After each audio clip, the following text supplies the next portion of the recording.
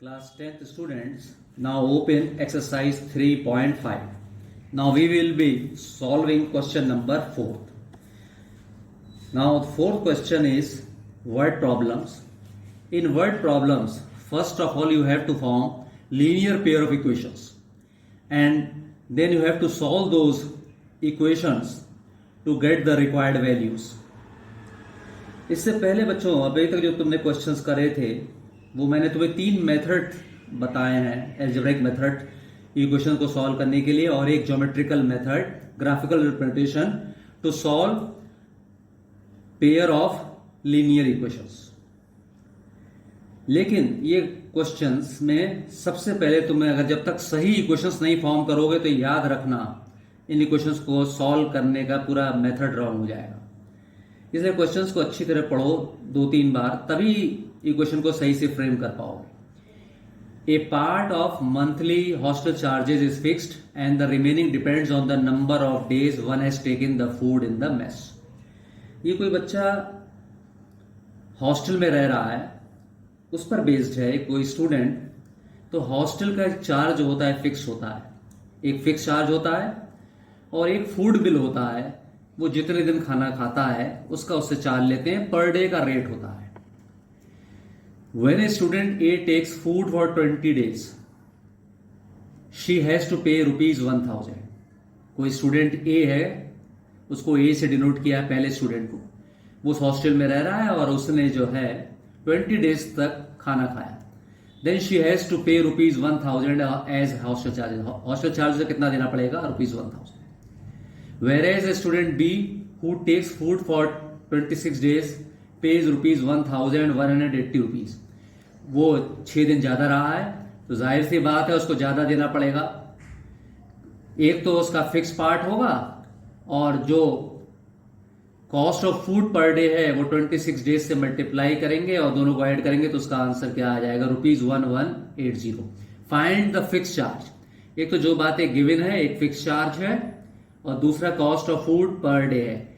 यहां पे दो चीजें हैं और उनकी टोटल कॉस्ट हमें दे रखी है for 20 days and for 26 days. तो सबसे पहले जो चीज निकालनी है, what we have to find out, find the fix charges and the cost of food per day. तो जो चीज हमें फाइंड आउट करनी है, since this is an part of algebra, तो we will denote it by variables. Let fix charge is equal to ₹X and the next thing is cost of food per day is equal to, इसको दूसरे variable से मान लो Y. अब according to first condition, दो condition है इसमें. According to first condition, now what is first condition? When a student takes food for 20 days she has to pay ₹1000. अब इस कॉस्ट में एक है फिक्स चार्ज, वो X हो गया. 20 डेज के लिए cost of food per day is Y, तो 20 into Y means 20Y is equal to total cost कितनी है? 1000. ये तुम्हारी हो गई बच्चों first equation. X plus 20Y is equal to 1000. अब दूसरी कंडीशन पे पढ़ो अच्छी तरह. Whereas a student B who takes food for 26 days, तो 26 डेज के लिए सबसे पहले उसकी फिक्स्ड वैल्यू X हो गई प्लस 26Y. 26 डेज के लिए हर एक दिन अगर कोई खाना खाता है उसको Y रुपीज देने हैं, तो 26 डेज के लिए 26 into Y, 26Y is equal to 1180. ये तुम्हारी हो गई सेकेंड इक्वेशन. अब तुम्हारे पास जब दो इक्वेशन हो गई तो तुम्हारे 4 मेथड मैंने सिखाए हैं, 3 एल्जेब्राइक मेथड और एक ग्राफिकल रिप्रेजेंटेशन. अब 3 में से जो तुम्हें सबसे इजी लगे, 3 में से होता है सबसे एलिमिनेशन मेथड, उसके बाद सब्स्टिट्यूशन और तीसरा क्रॉस मल्टीप्लिकेशन मेथड. ज्यादा सिंपल मेथड इसमें इस क्वेश्चन के लिए एलिमिनेशन रहेगा क्योंकि यहां पे वेरिएबल सेम है. तो फर्स्ट में से मैं सेकंड इक्वेशन को सब्ट्रैक्ट कर दूं. On subtracting equation second from first, तो सेकंड इक्वेशन के साइन चेंज कर दो, प्लस है तो minus, plus 26 minus 26y plus 1180 का साइन होगा माइनस, x और x कैंसिल हो गए, 20y minus 26y minus 6y, 20 में से 26 सब्ट्रैक्ट करोगे माइनस 6y, 1000 में से 1180 सब्ट्रैक्ट करोगे minus 180, y is equal to minus 180 upon minus 6 minus divide by minus plus 6 3 y is equal to 30.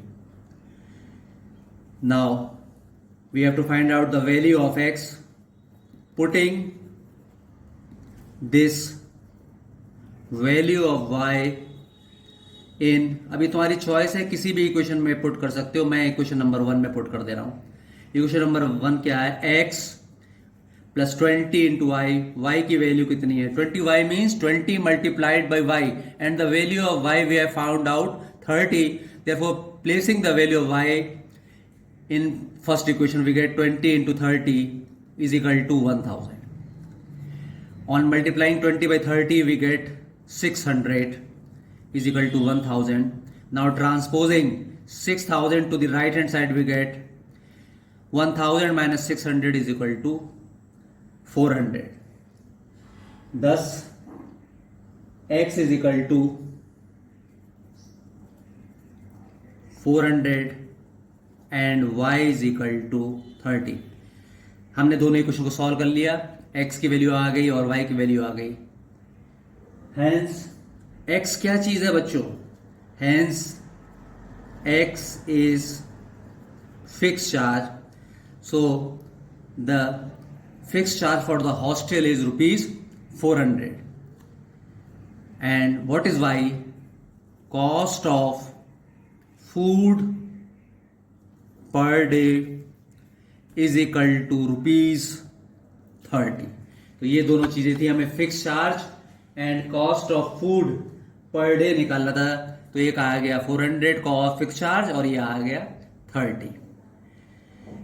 ये जो वर्ड प्रॉब्लम्स हैं, इसके बाद अब आओ बच्चों सेकेंड पार्ट इसका. अलग अलग कंडीशंस पे ये क्वेश्चंस होंगे. क्वेश्चंस को अच्छी तरह पढ़ो. सबसे पहली रिक्वायरमेंट है तुम्हें दोनों इक्वेशंस फ्रेम करनी आनी चाहिए. उसके बाद तुम्हें मेथड आना चाहिए उनको सॉल्व करने का. अगर कोई मेथड मेंशन कर देंगे कि नहीं इससे सॉल्व करना है, तो याद रखना तुम्हें उसी मेथड से सॉल्व करना होगा. अगर कोई दूसरा मेथड यूज करोगे तो क्वेश्चन रॉन्ग हो जाएगा. नाउ ये फर्स्ट क्वेश्चन था फिक्स चार्ज और हॉस्टल पे. Second part is based on a fraction becomes. First of all, make it a habit to read question at least 2-3 times. A fraction becomes 1/3 और question को parts में divide किया करो. Fraction becomes 1/3. ये एक बात है, पॉज करो. When 1 is subtracted from the numerator, 1 जो है न्यूमरेटर में सब्ट्रैक्ट करना है. The fraction becomes and it becomes, it is a pronoun. किसके लिए यूज हो रहा है it here, fraction. It becomes 1/4. कह रहा है कि एक फ्रैक्शन है when 1 is fraction become 1/3 when 1 is subtracted from the numerator. Numerator में यहां पे रुक जाओ.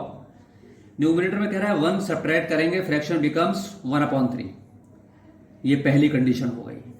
उसके बाद and it becomes, second condition, it becomes 1/4 when 8 is added to the denominator. दो अलग अलग कंडीशन है.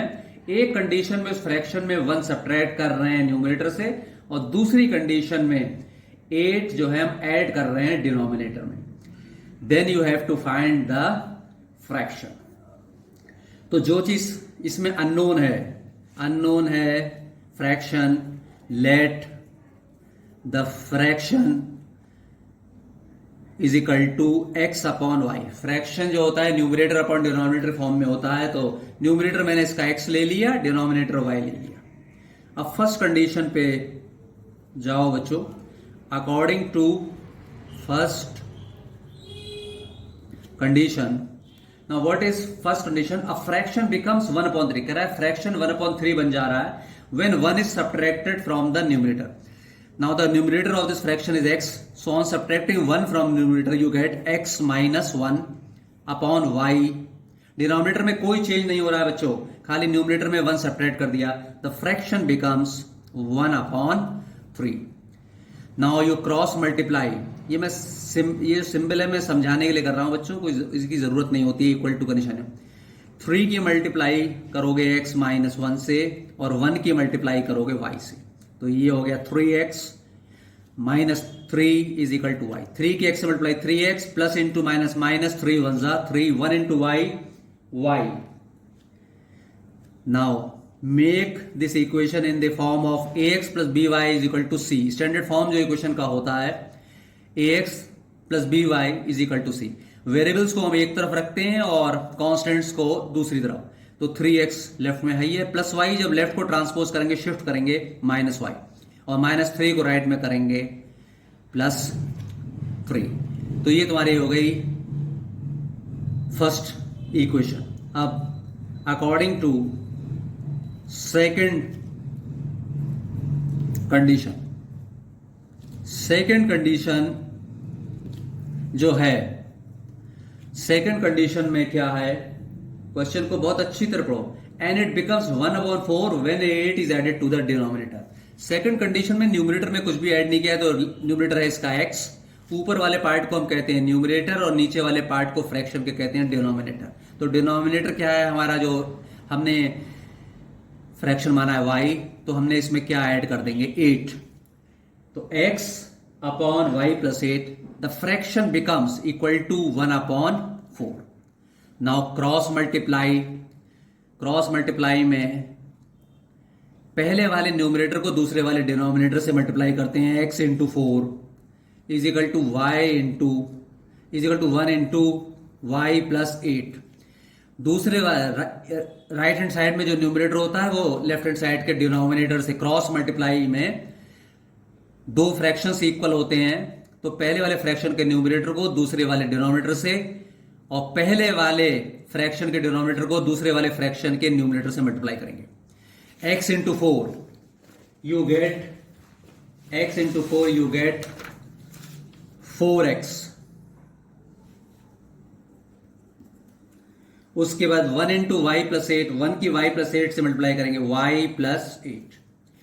Now writing this equation is standard form, 4x plus y, variables को एक तरफ रखते हैं तो y लेफ्ट हैंड साइड में आएगा, 4x minus y is equal to 8। Mark this as equation number second.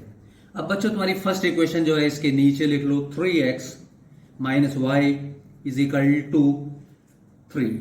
ये तुम्हारी हो गई फर्स्ट इक्वेशन। सेकंड इक्वेशन के नीचे फर्स्ट इक्वेशन लिख ली। और देखो यहां पे जो सबसे आसान मेथड रहेगा इसको सॉल्व करने के, x और y की वैल्यू निकालने के लिए, वो होगा एलिमिनेशन मेथड, क्योंकि दोनों में कोफिशिएंट भी सेम है, यहां तक कि कोफिशिएंट भी सेम करने की जरूरत नहीं है अगर y को हम एलिमिनेट करेंगे। दोनों का सेम साइन है, सेम साइन में हम क्या करते हैं, सेम साइन है तो सब्ट्रैक्ट करेंगे जिससे कि दूसरे का साइन चेंज हो जाए। 3x है ये minus 3x, minus plus minus, minus y and plus y ये कैंसिल हो गया। 4x minus 3x, x on subtracting 3 from 8 you get 5। तो x की वैल्यू तुम्हारी आ गई।